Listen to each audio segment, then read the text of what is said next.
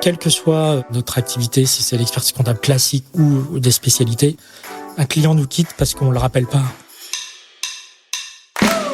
Bienvenue dans l'Accounting Business Club, le podcast dédié aux experts comptables et à l'écosystème comptable au sens large. Je suis Alexis Lama, votre hôte, et également le fondateur de Booster Digital, l'agence digitale dédiée aux experts comptables. Tout de suite, je vous souhaite un excellent épisode et je vous dis à très vite.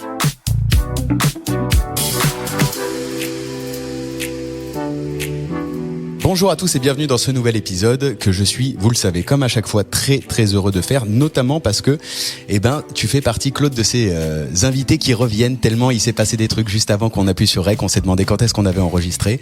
On avait enregistré ensemble en décembre 23, on avait diffusé en février 24. On enregistre aujourd'hui fin octobre 2025 et il s'est passé énormément de trucs, à la fois dans le secteur et à la fois chez Amaris. Et donc du coup, tu vois, j'ai vraiment envie qu'on revienne un peu sur tout ce qui s'est passé déjà au cours de cette période et qu'on ouvre aussi la page de l'avenir. C'est-à-dire qu'est-ce qui va se passer demain chez Amaris avec l'annonce que tu as faite, et donc on va creuser cette annonce. Qu'est-ce qui te motive encore, tu vois, toi en tant qu'entrepreneur, mine de rien. Alors t'as écrit ton livre et on remettra en description, tu vois, ce livre que je garde en tête, qui est un vrai parcours d'entrepreneur et qui est passionnant, mais quand même, tu vois, je voudrais quand même savoir un moment, et les membres de l'Accounting Business Club m'ont posé la question, mais pourquoi il y retourne, qu'est-ce qu'il fait, et donc on va ouvrir ça. On va ouvrir évidemment les chapitres de l'impact de la facture électronique, de l'intelligence artificielle, de la financiarisation, tout ça pendant une heure et quart. Je fais le max pour tenir le timing. En tout cas, voilà, je voulais vraiment te remercier d'avoir accepté une nouvelle fois l'invitation. Bienvenue à nouveau dans l'Accounting Business Club. Bonjour Alexis, merci de l'invitation. Écoute, bienvenue encore. C'est un plaisir. On en discutait brièvement avant de lancer Rec. Il s'est passé plein de choses. Est-ce qu'on peut revenir déjà sur tout ce qui s'est passé en 2024 et 2025 chez Amaris et pour toi, tu vois, dans la vie d'entrepreneur? Écoute, il se passe toujours plein de choses chez nous. On vit toujours des croissances importantes, donc faut quand même faire en sorte que ces croissances se passent bien. Je parle des croissances organiques, pas forcément des acquisitions ou des rapprochements qu'on a pu faire. Mais on a la particularité chez Amaris, c'est qu'on a toujours eu des croissances organiques importantes, notamment via certaines filiales qui performent. Parfois, c'est pas les mêmes, mais c'est toujours le même principe qu'on apprend à l'école. Il y a toujours les stars, les vaches à lait, bref, dans le schéma marketing. Et moi, j'ai toujours essayé de faire en sorte qu'il y ait des stars chez nous, quoi. Par la création de boîtes qui demain vont peut-être performer ou pas, mais quand elles performent, il y a des croissances importantes. Et là, on a connu ces dernières années des croissances importantes, notamment par exemple avec notre filiale Amarissimo. Amarissimo, c'est on accompagne des propriétaires dans leur investissement locatif, que ce soit en location meublée, en SCI, etc. Mais en fait, le principe c'est de filialiser des activités pour faire en sorte d'être un pure player du secteur, et que ce soit pas ces activités ne soient pas noyées dans les autres activités, comme comme ça se passe beaucoup dans d'autres groupes. Du coup, nous, j'ai filialisé cette activité en 2013 à Marissimo.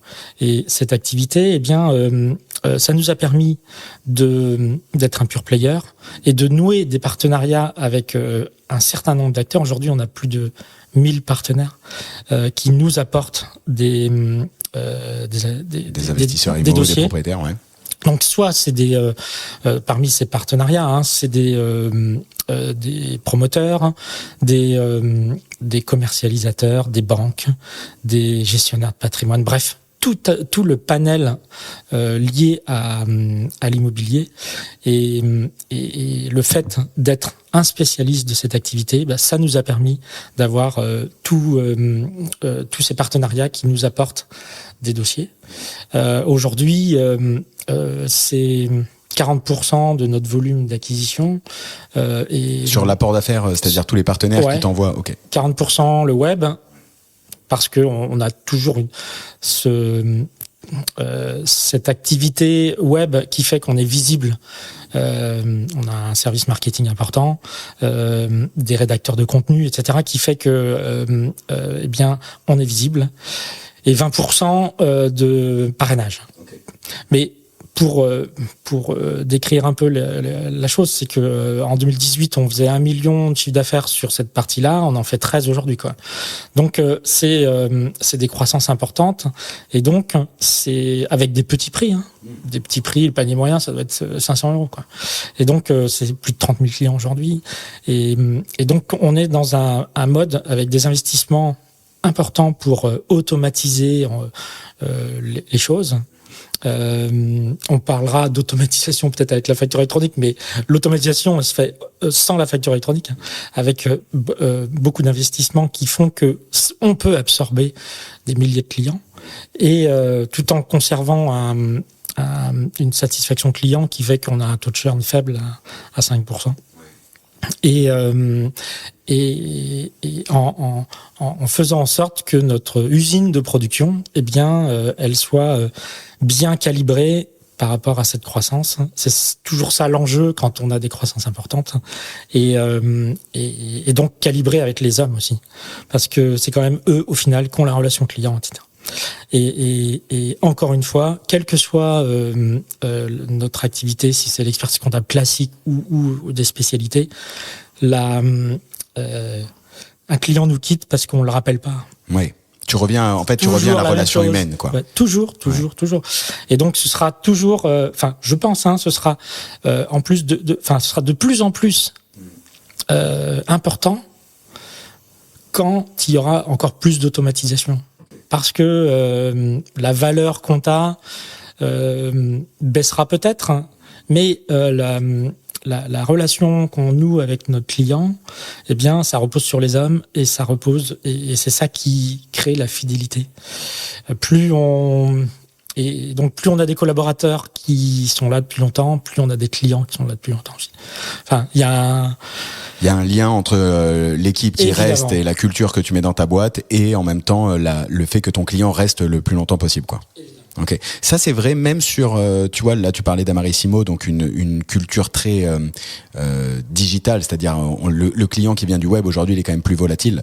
Le fait que tu aies l'équipe qui soit stable avec la culture de boîte et ton outil en interne fait que tu arrives à maintenir quand même, t'as moins de churn qu'une plateforme web.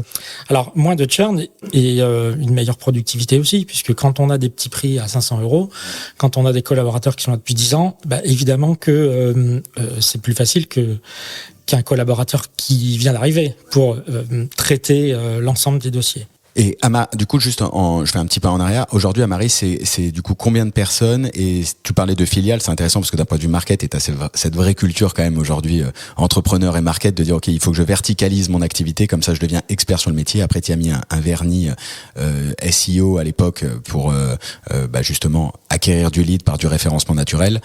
Aujourd'hui, c'est quoi Amaris pour avoir notre groupe? On clôture nos comptes au 30 juin. C'est 43 millions de chiffre d'affaires. Et on est à peu près 600 collaborateurs. Et quand je parle de verticalisation, c'est valable pour la paye aussi, avec notre filiale d'externalisation de paye, qui aujourd'hui fait 24 000 bulletins de paye.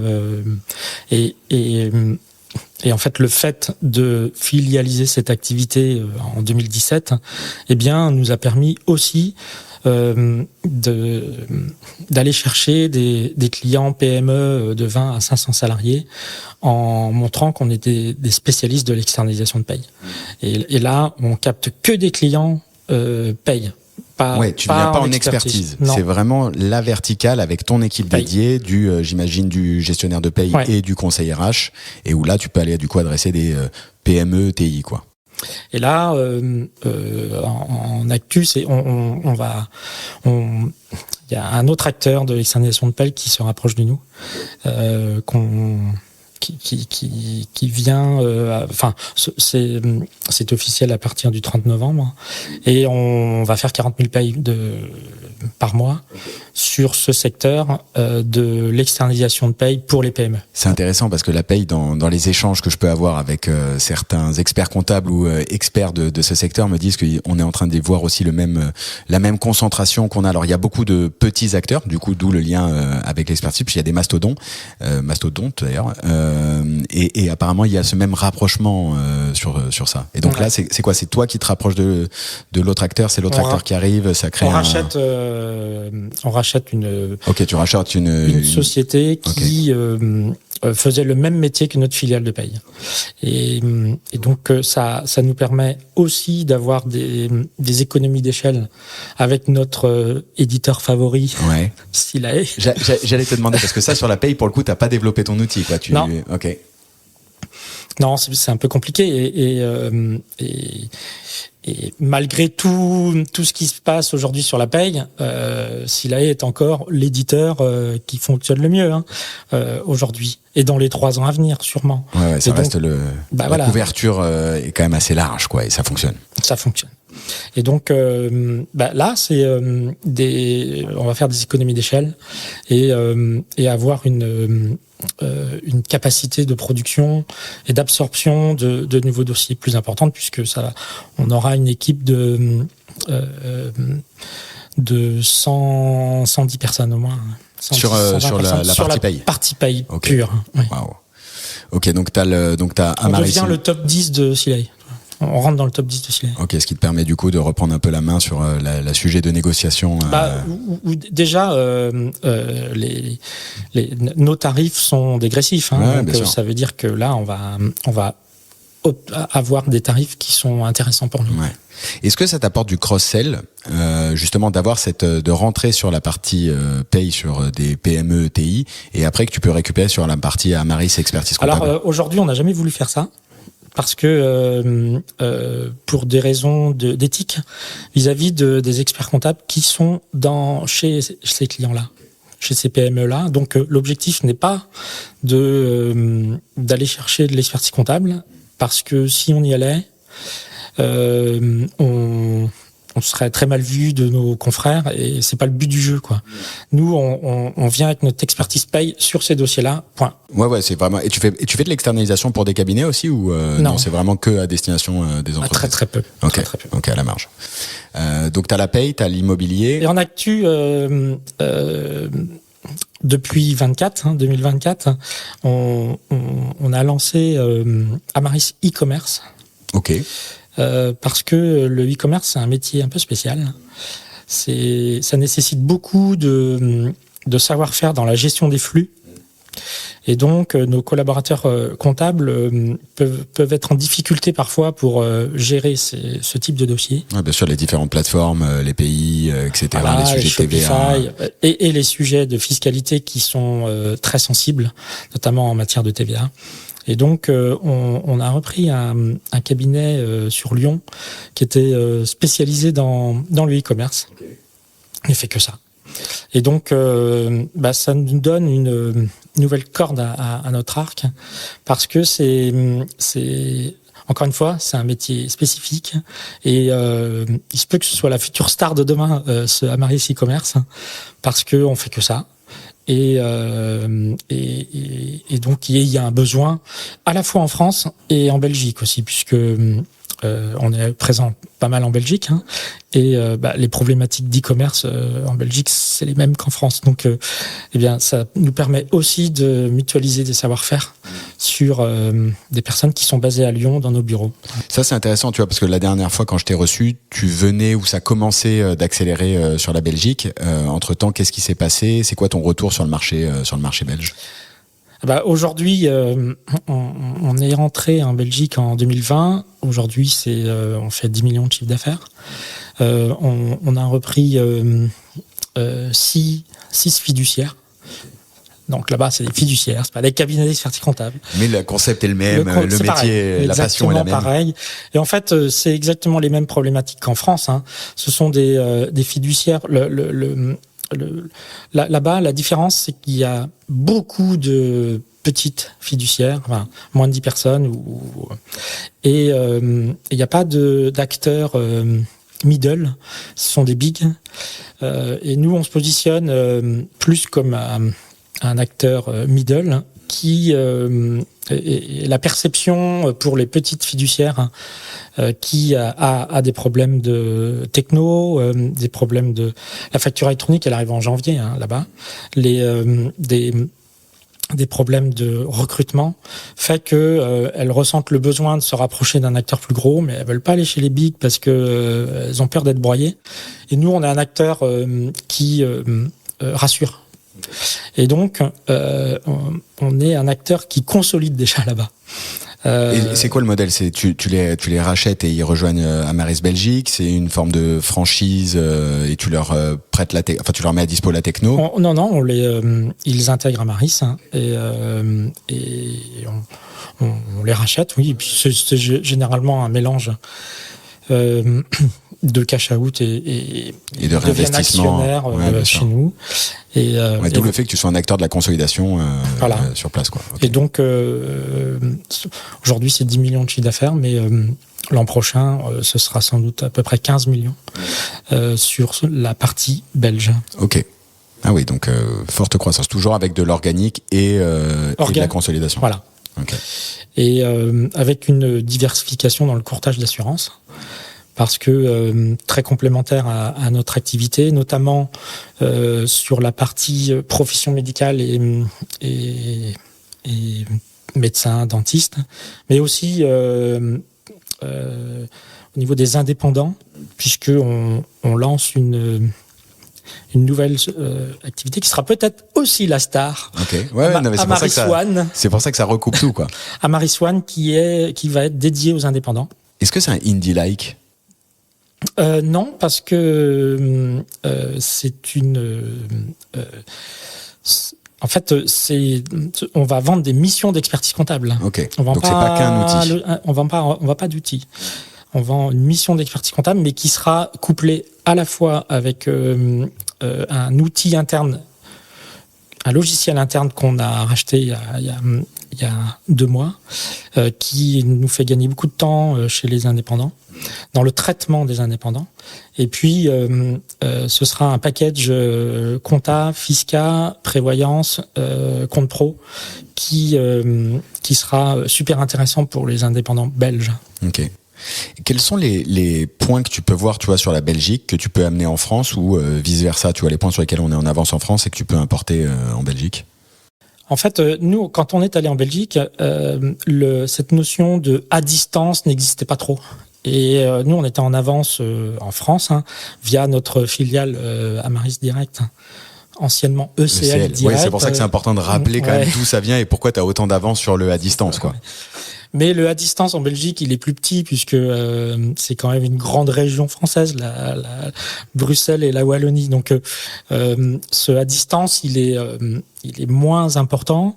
Et puis, pour revenir sur ce à distance et proximité, ça a beaucoup changé depuis le Covid. En fait, il y a une porosité entre le à distance et le proximité, puisque les cabinets, nos bureaux de proximité font beaucoup de à distance aujourd'hui, comme tout le monde. Tout le monde fait des visios, même avec des clients de proximité, ce qui fait que, en fait, ça n'existe plus trop. Enfin, ça existe, mais c'est quand même moins prégnant qu'avant. Et donc, mais l'origine de notre arrivée en Belgique, c'était ça. C'était on avait investi dans une fiduciaire digitale. Et puis dans une plateforme. Ils avaient leur outil aussi, ils étaient outils et une plateforme qui s'appelle Squirrel, qui est devenue la plateforme Amaris.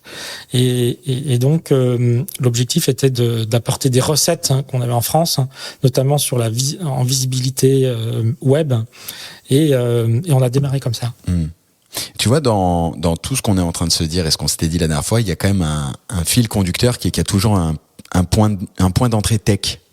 J'ai le sentiment qu'il y a souvent un point d'entrée tech dans ce que tu fais. Tu vois, ECL Direct, il y avait le développement d'une tech à distance. Que tu rentres en Belgique, tu rentres avec Squirrel, c'était une tech aussi. Amaris One, de ce que je comprends, il y a de la tech aussi derrière. Ouais, mais c'est surtout des rencontres. le point commun, c'est des rencontres que l'on fait et avec des hommes, des vrais, pas des IA, qui fait que en fait, on s'accorde sur un projet commun et sur quelque chose qui va nous embarquer dans une aventure. Et en fait, la Belgique, c'est ça. Hein, c'est une rencontre avec le fondateur de Squarel, Philippe Denis, qui était actionnaire dans une fiduciaire. Et c'est suite à cette rencontre que on est allé là-bas.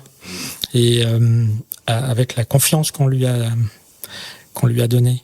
Et pareil sur Amaris One, c'est une rencontre avec la personne qui a développé cet outil, qui s'appelle Cindy, qui est venue chez nous. Sa fiduciaire est devenue Amaris Anguin, et c'est elle qui a développé cet outil et on l'a repris. Donc en fait, on est toujours, enfin les hommes, c'est toujours super important, hein, et c'est ça qui mène nos croissances et qui fait que Amaris, eh bien, c'est pas que de la tech, c'est d'abord les hommes et les 600 personnes qui la composent, quoi. Ouais. On revient à ça. Autre actu avant que on réouvre la partie tech et tout ce qui se passe et l'indépendance et le suivi de tes développements sur tes outils. T'as eu quand même une actu que t'as annoncé, il me semble, en septembre. Je pense que juste avant le congrès, hein, il y a quand même un sens du marketing, de la com et du timing. Évidemment, en parlant de marketing comme timing, encore félicitations pour toutes les vidéos que tu peux faire. Ça me plie à chaque fois et bravo à ton équipe com. On pourrait creuser ça. Est-ce qu'on peut revenir sur cette annonce levée de fonds? Qu'en est-il? Eh bien, en fait, on est on le disait en France, dans un marché qui se consolide, et on le voit, c'est un marché cette consolidation s'accélère un peu lié à différents, il y a différentes raisons pour ça. Il y a des raisons tech dont tu parlais, l'arrivée de la facture électronique, l'IA, les problèmes de recrutement font que à un moment, il y a beaucoup de cabinets d'expertise comptable qui peuvent se poser la question, est-ce qu'il faut que je me rapproche d'un acteur un peu plus gros, quoi. Et nous, on a cette volonté de faire partie de cette consolidation et d'être un acteur capable de consolider, peut-être de manière un peu différente des autres d'ailleurs, hein. Mais et pour ça, il fallait qu'on ait du moins les moyens de le faire, hein. Et c'est dans ce cadre que le fonds Naxicap rentre chez nous. C'est pour nous aider à la fois financièrement, mais aussi pour nous apporter des ressources et nous aider à participer à ces croissances externes, quoi. Tu peux ouvrir un peu le détail parce que j'ai des questions qui piquent des membres de l'Accounting Business Club sur justement un peu le deal. Pourquoi toi qui as déjà connu cette histoire de levée de fonds que tu racontes très bien dans le livre, pourquoi t'y retournes, quoi? J'ai compris la consolidation, mais mais ça n'a rien à voir, hein. En fait, à l'époque, en 2016, on était vraiment en mode start-up avec notre filiale ECL Direct. Et en fait, c'était un fonds de capital risque qui rentrait au capital. Pas du tout la même philosophie que un fonds de capital développement comme Naxicap qui est un acteur national, filiale de la BPCE, qui pourquoi on a pris Naxicap par rapport à d'autres, hein, c'est aussi lié aux hommes et parce que on va vivre avec eux pendant plusieurs années et donc et ils ont des bureaux à Nantes et nous on est nantais et bien l'objectif c'était justement de travailler avec des gens à côté de chez nous et c'était donc là on est loin de la finance. Ouais, tu retrouves plus les boards que t'as pu avoir, que tu décrivais à l'époque. Et là parce que c'est un fonds qui a un autre objectif. C'est intéressant parce que tu vois quand j'en discutais avec Jérôme Kiefer de Regici, on parlait justement de qu'est-ce qui fait qu'ils ont choisi leur fonds et on revient sur une histoire d'hommes et de projets. Quand je discute avec tu vois que ce soit le groupe Archipel ou Numéris Group, on revient sur les choix, tu vois, de comment tu rentres. Ça reste une histoire d'hommes, quoi. Et donc là toi aussi tu reviens à ton sujet de histoire de rencontre et de projet, c'est ça, qui t'accompagne. Voilà, histoire de rencontre et aussi, bien sûr, la grosse différence par rapport à certains acteurs, c'est que nous, on a une histoire. On a 25 ans d'histoire. On a une culture d'entreprise forte. Et ça, et des valeurs qui reposent sur... notre développement, il repose sur notre valeur fondamentale qui est la confiance et l'autonomie de nos collaborateurs. Ça, c'est super important parce que si tu fais pas confiance aux gens, eh bien tu peux pas te développer. Et nous, ça a été vraiment, c'est notre ADN. Et cette culture d'entreprise qui est confiance, autonomie, pragmatisme, audace. Audace, on peut pas passer à côté parce que il a fallu de l'audace et investir beaucoup parfois dans certains domaines pour pouvoir nous développer. Mais c'est ça qui nous anime. Et cette culture d'entreprise qui nous apporte aussi beaucoup de flexibilité dans notre travail. Je sais pas, j'ai un exemple. Aujourd'hui, on a 15% de notre effectif en France qui est en full remote. Donc, et pourquoi ? Parce que aujourd'hui, on sait très bien que c'est dur de recruter des personnes et le fait d'avoir un terrain de jeu qui est sur toute la France, plutôt que près de nos bureaux, eh bien, nous apporte des compétences qu'on n'aurait pas autrement et ça nous permet de faire face à notre croissance et voilà. Donc, comment tu maintiens la culture d'entreprise, dont tu parles, qui est très forte sur un mode hybride ? Eh bien, on pourrait dire que c'est le point faible. C'est c'est la difficulté en tout cas. Quand on a 60 personnes qui sont partout en France, qui viennent 2 fois au siège dans l'année, c'est super dur, bah oui, on peut avoir cette difficulté de maintenir cette culture d'entreprise. Mais la contrepartie, c'est que on peut recruter tout un tas de compétences qu'on pourrait pas autrement.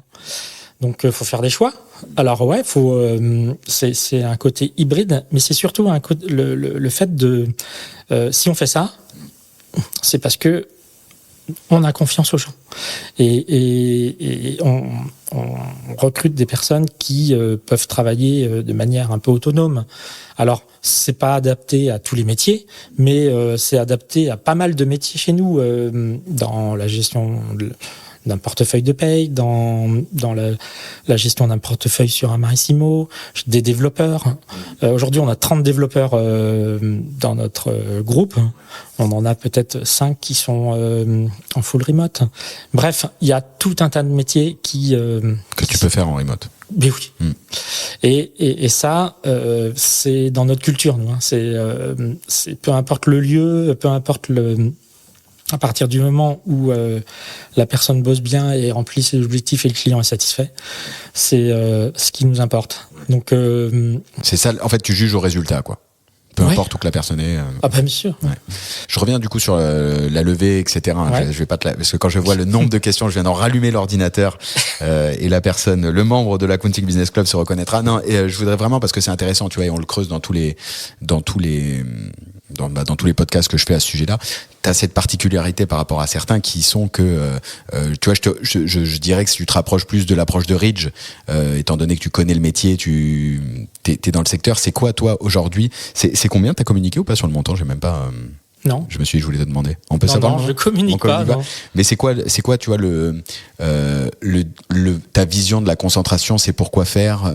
Comment tu vois les choses ? Ouais. Nous, notre objectif, c'est de doubler en 5 ans. Ok.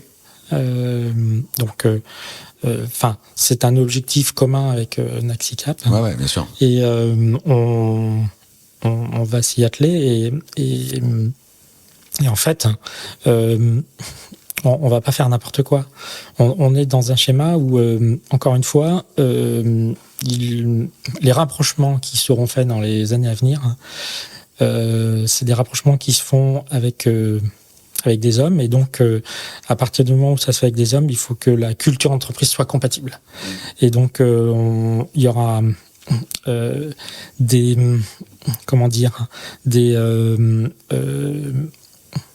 nos choix de rapprochement se feront sur la culture d'entreprise, sur la façon dont ils travaillent avec leurs clients, les logiciels qu'ils utilisent, etc., etc. Donc, on a quand même une espèce de roadmap, hein, mais l'objectif n'est pas de faire de la croissance pour faire de la croissance, c'est pas le but du jeu, mais c'est de faire quelque chose d'intelligent et de pouvoir avoir des intégrations de cabinets plus faciles parce que une culture qui se rapproche, des logiciels qui se rapprochent, etc. Ok. Donc culture, je vais grossir les traits parce que c'est pour ça que je me suis arrêté dans l'expertise comptable, mais grosso modo. Pourquoi on fait ça aussi, c'est ouais. que pourquoi on a besoin d'avoir des cabinets aussi qui nous rejoignent, c'est parce que on a une indépendance tech, t'en parlais tout à l'heure, sur un certain nombre de nos outils et notamment sur nos plateformes clients, plateformes qui gèrent la relation client. Et quand je parlais ou quand j'évoquais le fait qu'on ait 30 développeurs, faut quand même les payer. Et donc, il nous faut un volume pour et des marges suffisantes pour pouvoir pour faire que notre indépendance, elle soit performante en tout cas. Et donc, quand je dis indépendance, c'est vis-à-vis des éditeurs. Et face à l'arrivée de la facture électronique, eh bien, notre plateforme, le client demain recevra ses factures électroniques sur notre plateforme, la validera, la paiera via notre compte pro. Enfin, toutes ces actions qui peuvent être faites chez un autre éditeur ou d'autres éditeurs, eh bien, ce sera fait chez nous. Et donc là, c'est-à-dire que tu vas être PDP aussi, PA, pardon. Alors, on est associé à une PA. Nous, on est OD. Ok. Ah, c'était dématérialisation. Mais en fait, ce que je veux dire, c'est que du coup, la création de valeur, elle sera chez nous et pas chez les éditeurs. Et ça, c'est super important parce que du coup, on maîtrise notre roadmap, on est dans un schéma où on ne sera pas complètement dépendant d'un éditeur comme, par exemple, on peut l'être sur la paye. Sur la partie prod comptable et gestion de la relation client, tu veux garder la main, en fait, chez Amaris, vous gardez la main, quoi. Et les cabinets qui vont te rejoindre, c'est quoi? Ils vont passer sur ton outil, ils vont rester sur leur outil, ça va prendre du temps, comment tu... Ça peut prendre du temps, mais l'objectif, si on veut faire en sorte que tout le monde gagne sur ce sujet, eh bien, il faudra qu'ils utilisent nos outils. C'est plus simple quand même.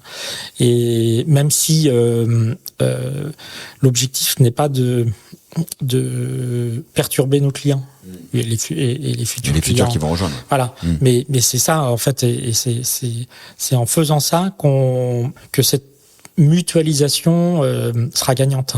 Et c'est quand même le but du jeu. Stop. Instant de vérité. Votre marque, elle existe ou elle existe? La différence entre les deux, on l'a transformée en méthode chez Booster Digital. Alors pour passer d'invisible à incontournable, vous savez ce qu'il vous reste à faire. Téléchargez notre guide, c'est offert et c'est en description de l'épisode. Et maintenant, on y retourne. Outre l'aspect humain, c'est qui pour toi le cabinet type, tu vois, le profil type du cabinet qui devrait, en tout cas, que t'aimerais qu'il te rejoigne? Aujourd'hui, c'est un cabinet de 1 à 6 millions qui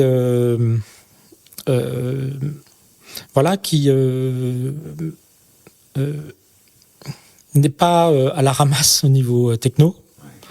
L'objectif, c'est pas de reprendre des cabinets d'experts comptables qui partent à la retraite. C'est reprendre des cabinets d'experts comptables qui vont nous rejoindre dans l'aventure et on va les libérer d'un certain nombre de tâches annexes, des tâches liées à la RH et puis à tous ces aspects tech pour qu'ils se concentrent sur l'accompagnement du client et Dieu sait si l'accompagnement du client c'est important, d'être présent, d'être là quand il faut et de pas être perturbé par tout un tas d'autres choses que cet accompagnement. Ça, c'est super important chez nous.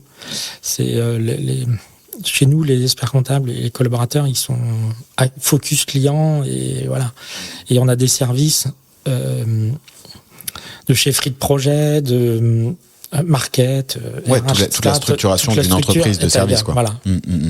Ok, donc le cabinet de 1 à 6 millions, grosso modo, la cible, et puis avec un aspect tech, mais pas l'expert qui veut partir à la retraite, comme ça il reste. Alors il peut y en avoir dans un cabinet, ça nous est arrivé d'avoir 3 ou 4 associés avec des différences d'âge, mais il y a toujours des associés qui remettent en fait qui participent à l'aventure Amaris. Justement, tu vois, pour comprendre tous les différents modèles qui s'offrent au cabinet, est-ce que c'est du coup tu reprends le cabinet, tu le reprends à 100% et la personne elle remet dans une structure au-dessus? Est-ce que tu vois comment? Ouais, souvent c'est des mélanges de cash out et d'apport de titres. Ok. Mais les gens qui nous rejoignent, la plupart du temps, ils sont actionnaires dans la holding de tête. Et donc, ils bénéficient de toutes les activités d'Amaris. Ouais, c'est ça. C'est qu'en fait, ils vont profiter de toutes les verticales dont on parlait au tout début. Et donc, ils bénéficient de la création de valeur de toutes nos activités. Et donc, dans la logique que je finis par comprendre avec tous les échanges, c'est que s'il y a un fonds, ça veut dire que dans 5 ans, il y a un événement, 5-7 ans, ça va dépendre à chaque fois, mais événement de liquidité, et donc à voir ce qui va se passer derrière. Et ça aussi, ça fait partie du sujet quand quelqu'un retrouve, quoi. Voilà, après, c'est la vie des fonds, mais en fait, aujourd'hui, faut pas avoir peur de tout ça, parce que les managers, nous, dans notre histoire, là, les managers, ils réinvestissent tous chez nous, contrairement à d'autres cabinets d'expertise comptable. Là aussi, notre différence, c'est qu'on a beaucoup d'actionnaires qui sont pas experts comptables chez nous. On a 35 ou plus de 35 personnes qui sont actionnaires.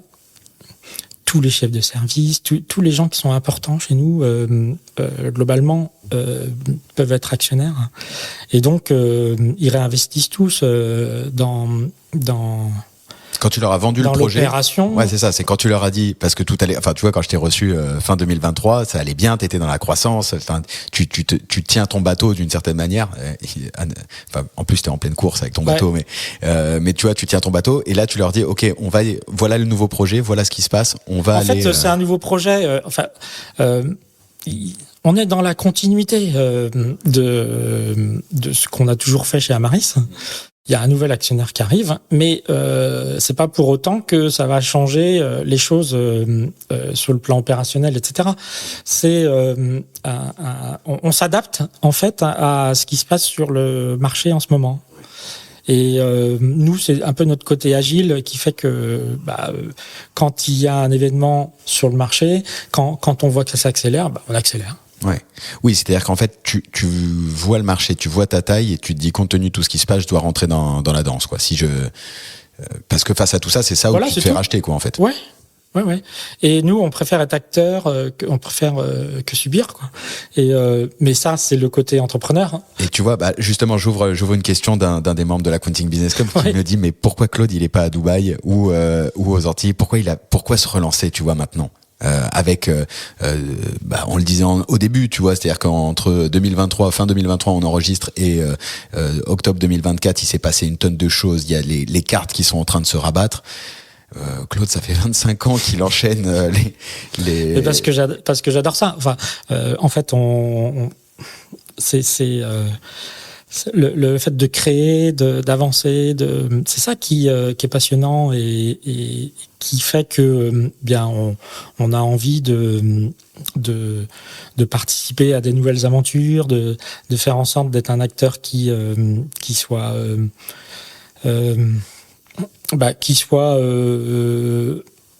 peut-être différent dans notre marché, mais qui trace sa route. Et nous, on aime bien tracer notre propre route, notre propre cap. Et comme sur la Transat, comme Café l'or en ce moment. Et donc voilà, je suis encore jeune. Mais oui, c'est sûr, mais tu vois, c'est quoi? Jamais j'irai à Dubaï. Hein. Non, je sais pas oser lui dire, mais je pose les questions qu'on m'envoie, tu vois. Mais tu vois, c'est quoi ta vision du marché dans 10 ans? Là, tu viens de mettre une pièce dans toute la transfo. Dans 5 ans, tu fais 100 millions. Tu vois, c'est pour ça que j'ai arrêté les chiffres. Hein. Je grossis grosso modo. Dans 5 ans, tu veux doubler de chiffre, donc tu fais 100 millions. C'est quoi ta vision du marché dans 10 ans? Dans 10 ans, on aura des offres beaucoup plus larges que ce qu'on a aujourd'hui, sans doute. La compta sera beaucoup plus automatisée, évidemment, grâce à l'IA et la facture électronique. On aura optimisé nos process. Je pense que la marque expert comptable, elle existera toujours parce que c'est une marque qui rassure. Et les créateurs d'entreprises, etc., eh bien, s'ils viennent chez nous, c'est pour être réassurés aussi. De plus en plus, avant, on avait des clients qui nous disaient « Ouais, j'ai un copain qui m'a dit ça, pourquoi vous faites pas ça pour moi ?» Après, on a eu « Ah, j'ai vu ça sur Internet, pourquoi vous faites pas ça alors que sur Internet, on me dit de faire... » Maintenant, c'est l'IA, ChatGPT. Il me dit ça. Et donc, on est toujours dans des schémas, mais en fait, pourquoi ils viennent chez nous? C'est pour être réassurés. Et on a un bel exemple de réassurance. Sur IMO, on a sorti un logiciel, c'était avant 2023, qui permettait aux clients de faire sa liasse fiscale tout seul de LMNP. Ok. Donc un vrai produit d'appel. Produit, le pur logiciel, qui était à côté d'Amaris. En 6 mois, on a fait 50 licences. Okay. C'est-à-dire que dalle, quoi. Ouais. Que tu avais marketé dans Amaris ou non? Autre marque C'était une autre marque qui s'appelait TCAP. Et aujourd'hui, donc à l'époque, on s'est dit il faut l'intégrer plus dans l'offre Amarissimo. Et donc, on a intégré cet outil dans Amarissimo, IMO Solo. Et aujourd'hui, donc ça a démarré en janvier 23. Donc c'était il y a 2 ans. 2 ans et presque 3. Ouais. Et aujourd'hui, c'est 6000 abonnés. Et pourquoi? Eh bien, Amarissimo réassure parce qu'il est expert comptable. Il y a la voix réassure, hein, des commerciaux qui vendent cet outil. Eh bien, c'est super important puisque nous, au départ, la vente, elle se faisait sur Internet. Donc, la voix plus la marque expert comptable, eh bien, c'est 6000 abonnés. Donc, on voit bien que la marque, elle est forte. Et dans 10 ans, je pense qu'elle sera aussi forte. Notre métier, il va évoluer, évidemment. Mais l'accompagnement de nos clients, eh bien, ce sera sans doute des collaborateurs qui seront plus présents auprès de nos clients, puisque moins absorbés par la prod, peut-être. Hein. Mais l'accompagnement au quotidien, alors quand on dit conseil... TPE, on sait ce que c'est être là. C'est le conseil de tous les jours. Hein. Et ça, c'est super important. La réactivité, le fait d'être dispo, ce sera... Et on vendra à la fois de la compta, mais aussi de l'assurance, le compte pro dont on parle. Enfin, tout ce qui est utile pour un créateur d'entreprise, pour un entrepreneur, puisque nous, on est là à la fois généraliste et spécialiste, quoi. Et c'est quoi justement, tu vois, ton top 3 des services qui devront être... qui seront en place, tu vois, chez Amaris, qui le sont peut-être déjà, hein, tu vois, mais qui vont représenter une part significative par rapport à aujourd'hui où c'est juste du test dans les cabinets d'expertise comptable? Le top 3, je sais pas trop, mais en fait, il y aura la paye. Hein. Ouais. Donc la paye doit monter en puissance. Elle monte. Enfin, nous, elle est déjà présente tout le temps, chaque fois qu'on a. Mais on aura la fiscalité quand même. Hein, la fiscalité, elle sera toujours là. C'est super important. Mais même la compta et fiscalité, c'est quand même lié. Assez lié. Sauf que si on regarde le monde anglo-saxon, tu prends la fisca qui est vraiment un pan de la profession. Alors c'est lié, tu vois, si je prends les US, c'est lié au fait qu'ils aient les tax compliance qui soient vraiment propres à chaque État et que ça devienne des vraies missions, mais ça pourrait potentiellement, quand on voit le flou artistique dans lequel on vit aujourd'hui, devenir quelque chose d'intéressant. Donc il y aura il y a la fiscalité, il y a la paye, il y a les assurances. qui sont importants. On avait la prévoyance mutuelle, les compléments retraite, etc. Tout ça, c'est quelque chose qui fera partie de nos paniers moyens de nos clients. Intéressant, ce qui change, parce que dans le modèle en vrai aujourd'hui, alors ça se rejoint de la GEPAT ou pas pour toi la prévoyance c'est encore autre chose quoi. Bah oui, c'est pas vraiment de la gestion de patrimoine, c'est plutôt du courtage d'assurance. Sauf que le modèle économique, pourquoi c'est pas encore assez ou pas encore répandu, c'est que le modèle économique fait que tu touches une commission sur le produit que tu vends ou il y a quelque chose comme ça et que du coup ça colle pas avec le monde du cabinet quoi. Mais ça va se développer. Si, ça doit coller avec. Ouais, ça doit coller. Ça fait partie de notre boulot. Enfin, en tout cas, aujourd'hui, quand on a un créateur d'entreprise, évidemment que notre conseil, c'est de lui proposer de la prévoyance, de la mutuelle, le fait qu'il soit assuré, et plutôt que de l'envoyer chez un courtier comme on faisait avant, on le fait nous-mêmes. Ouais, c'est cohérent. Donc bien sûr, c'est tout. C'est pas plus compliqué que ça. Et le boulot du collaborateur, c'est aussi de conseiller ce type de produit comme on conseille un tableau de bord. C'est exactement la même chose. Toi, tu penses que ça va être le même collaborateur qui va être capable de le faire ou c'est vraiment une verticale? Alors, nous, on a des collaborateurs dans notre filiale Amaris Patrimoine qui ne font que ça. Ouais, voilà. Plus facile. Ouais, mais on revient sur Amaris Patrimoine. Mais c'est logique, enfin ça colle. Mais la détection des besoins, elle se fera à la fois par les datas qu'on a de manière automatique et par nos collaborateurs aussi, évidemment. Donc le métier dans 10 ans, oui, il va beaucoup évoluer, mais l'accompagnement, lui, il sera toujours là et l'expertise comptable sera là pour encore une fois, réassurer parce que aujourd'hui la marque est forte. Ouais. Je vois que le temps file. J'aimerais juste ouvrir quand même la page facture électronique et outils intelligence artificielle. Vu le nombre de clients que tu peux avoir, est-ce que tu as déjà communiqué sur la facture électronique? Quel impact tu vois que ça va avoir? Tu vois, on disait tu es en partenariat avec une PA et tu vas être OD. Nous, c'est un projet à part entière. Ce sujet, on a un groupe de projets. Je te disais qu'on a des services dédiés à tout un tas de projets, et donc on a des chefs de projet qui pilotent l'arrivée de la facture électronique, qui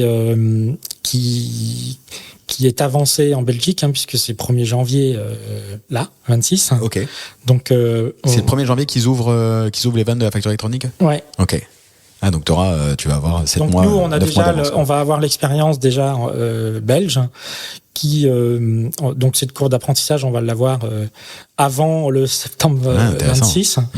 Et donc après, il y a tout un tas d'événements chez nous qui sont programmés pour sensibiliser les clients, des réunions en proximité, et puis des webconf qui vont être faites, qui sont prévues dans les prochains mois.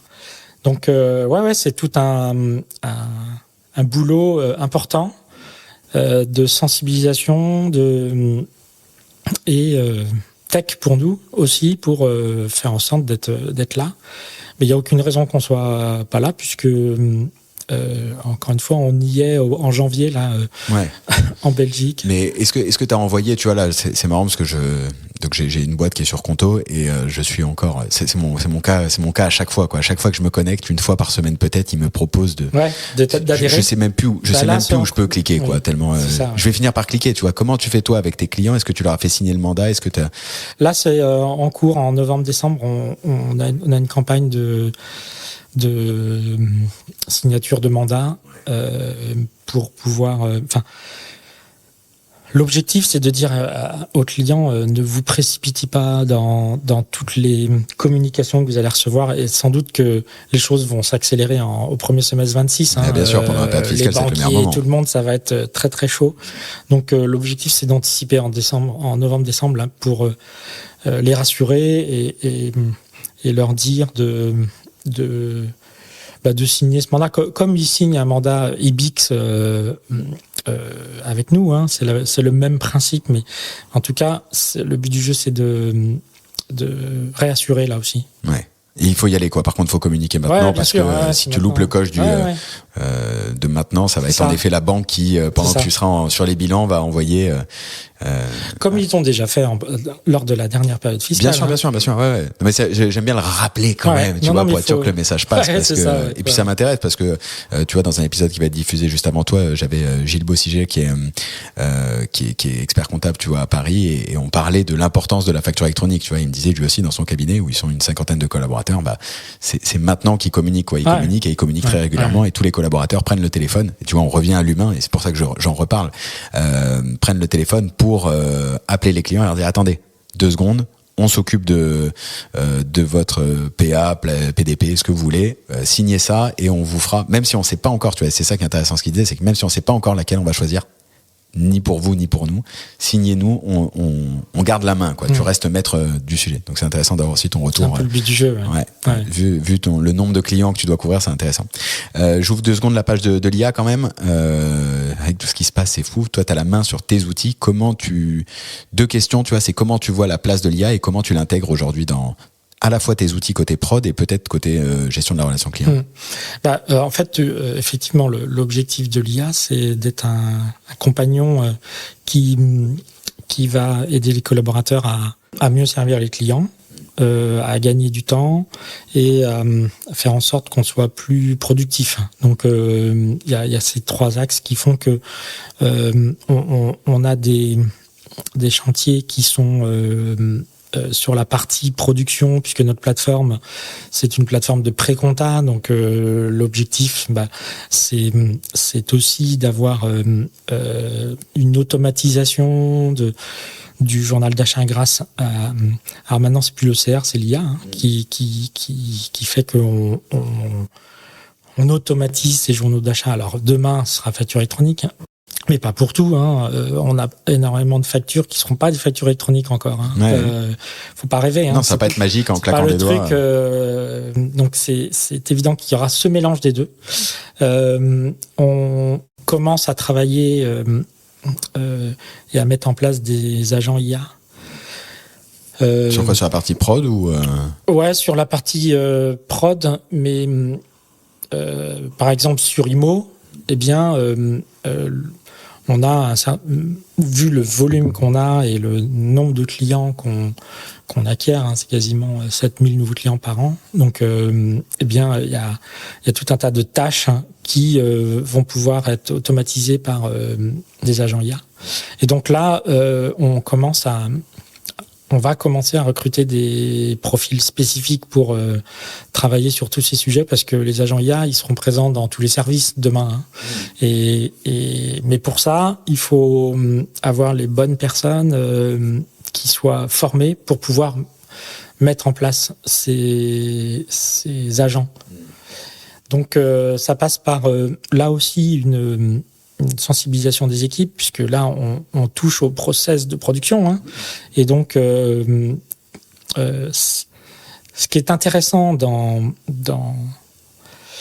cette histoire, c'est le fait que les process de production qui vivent leur vie souvent dans nos boîtes, et qui peut-être ont tendance à avoir des tâches qui arrivent au fur et à mesure des années, mais qui sont peut-être pas forcément utiles. Tout ça va nous permettre peut-être de recalibrer nos process, comme dans n'importe quelle usine, et donc de rentrer dans les process de production que l'on a laissé aller. La paye, c'est ça, par exemple.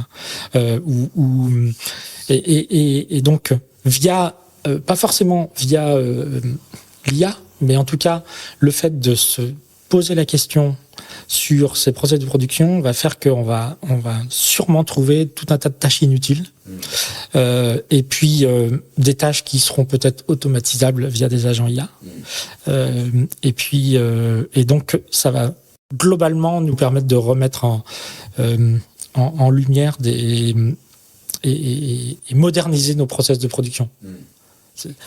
Donc c'est tout un état d'esprit et c'est tout des profils que l'on retrouve dans l'industrie, partout, et ces profils-là, ils seront super importants chez nous, je pense. Et comment t'embarques justement, vu ta taille aujourd'hui, t'as 600 collaborateurs, c'est que de l'humain, on en a parlé tout au long de cet épisode, face à la vague de l'IA, tu vois, où on entend de tout, de rien, il y a du peut y avoir buzzword. de la résistance au changement. Il y a un peu de résistance, et quand tu vois la puissance quand même, comment t'arrives à diffuser cette culture du changement, comment t'arrives à embarquer quand même les équipes? Alors, chez Amaris, c'est peut-être plus facile parce qu'on a toujours changé. On est passé de 0 à 50 millions. Donc, personne n'a eu le temps de s'enraciner. Tous les ans, il y a un truc qui change. Donc, et on a l'habitude de ça. En 3 mois, on est passé de Quadratus à ACD. Il y a 4 ans. Donc, on n'a pas besoin sur le portefeuille de réfléchir pendant 1 an. Est-ce qu'on va migrer et puis avoir tout un tas. Non, 3 mois.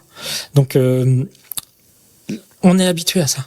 On est habitué au changement et au fait que les choses évoluent, ça bouge. Mais évidemment qu'il y aura sûrement de la résistance. Parfois sur certaines choses, et puis il va falloir faire gaffe. On n'est pas. Le but du jeu, c'est pas de tout détricoter et de détricoter des choses qui marchent aujourd'hui. Ouais. Mais donc ça va demander du temps. Et peut-être que ça demandera plus de temps que ce qu'on peut imaginer. Ça, c'est sûr. De par les hommes qui bossent dans nos process, etc. Donc aujourd'hui, on en est un peu au début. Là, t'as diffusé un peu enfin, je sais pas, ChatGPT, Claude, Perplexity ou Claude, c'est moi. Ouais, je sais. Donc, tu sais que je fais tout le temps la blague quand je fais des conférences sur l'IA. Mon père s'appelle Claude aussi, et donc quand je présente les outils, je dis que non seulement en plus Claude, au moment où on vient d'enregistrer, vient de sortir une fonctionnalité qui est folle, qui s'appelle Skills. Enfin bref, c'est pas l'objet là, mais c'est vrai que du coup, ça m'a permis de créer un lien empathique, je dirais, avec cette IA.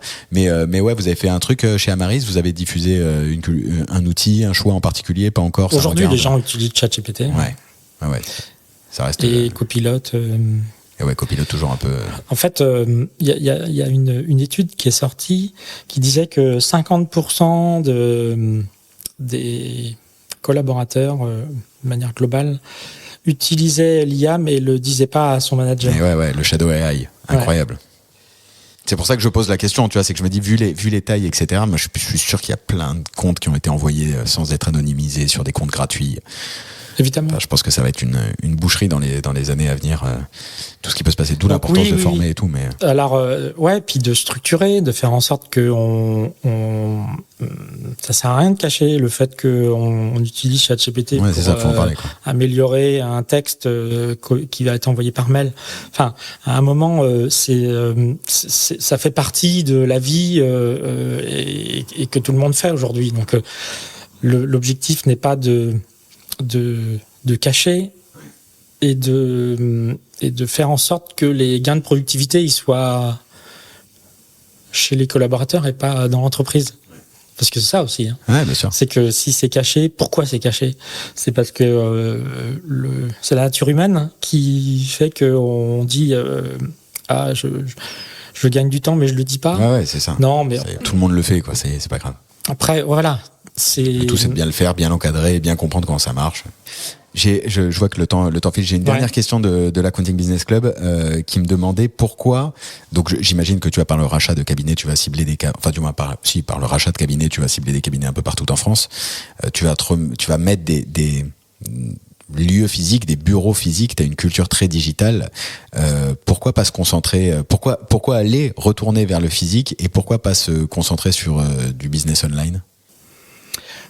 Aujourd'hui, je te disais, la frontière entre distance et physique, elle est très poreuse. Le 100% distance, tu es sur une typologie de client particulière. Là, l'objectif, c'est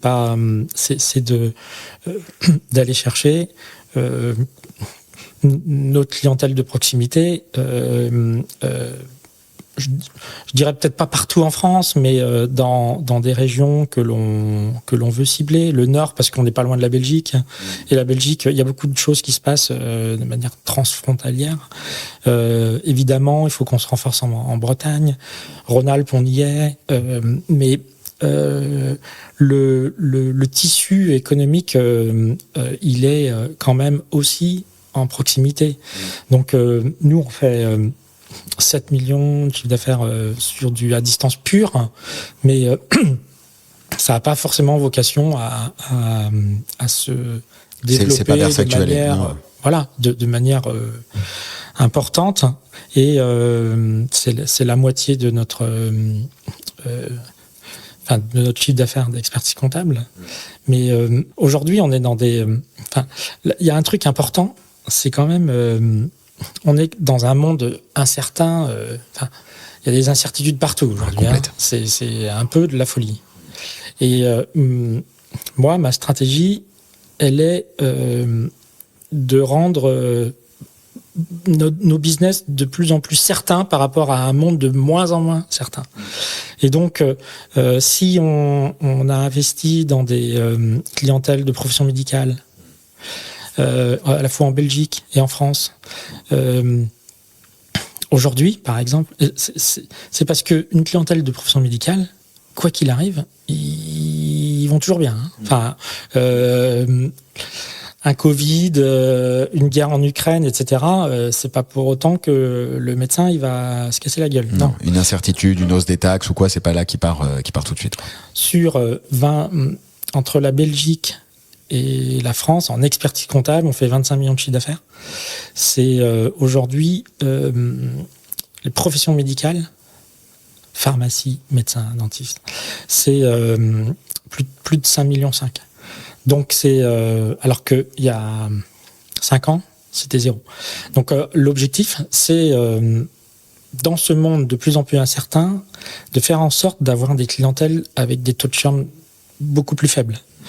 Et donc, sur IMO, taux de churn 5%, les clientèles médicales, pareil, taux de churn très faible, les métiers de paye, taux de churn très faible.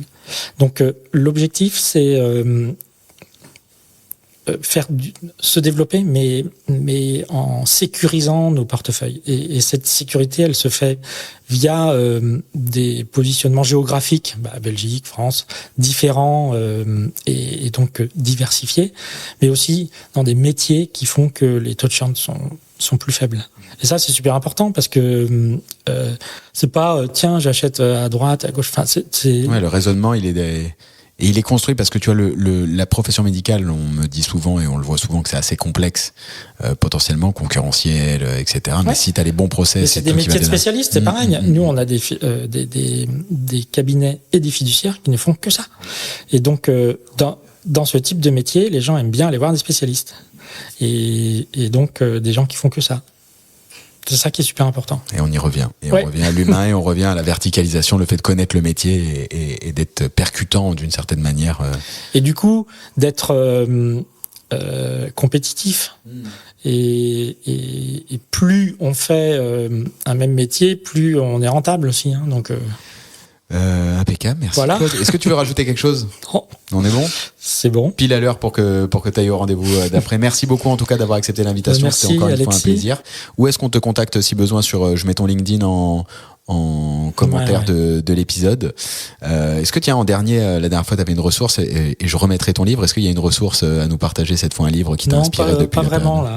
Pas de livre particulier. Je remettrai ton livre alors. Oui. C'est intéressant de retourner le lire. Merci beaucoup Claude, c'était un plaisir. J'ai hâte de suivre la suite. Nul doute que tu vois, mine de rien ça joue parce que si dans 5 ans tu dois aller doubler de taille et tu vas faire 100 millions. Mais que les gens n'hésitent pas à me contacter. Ouais, c'est ça, pour creuser, pour aller un peu plus. Bien sûr. En fait, et ce qui est important, encore une fois, c'est les valeurs, la culture d'entreprise, notre raison d'être. On est un peu, notre raison d'être, c'est les bousculateurs. Donc, et bousculateur, ça va pas dire foutre le bordel. On est dans un marché qui peut être bien établi, mais en tout cas, on peut tracer notre voie avoir une indépendance et une liberté qui existe toujours aujourd'hui et qui existera demain. Impeccable. On garde ça en mot de la fin. Merci beaucoup Claude en tout cas. Merci à tous d'avoir écouté l'épisode. Merci aux membres de la Founding Business Club pour vos questions. Si l'épisode vous a plu, vous savez ce qu'il vous reste à faire. Mettez 5 étoiles. S'il vous plaît, ça fait toujours plaisir à lire. Envoyez-nous les commentaires, ça aussi je les lis tous. Et partagez-le au plus grand nombre. Moi je vous dis à très vite pour un prochain épisode. Ciao.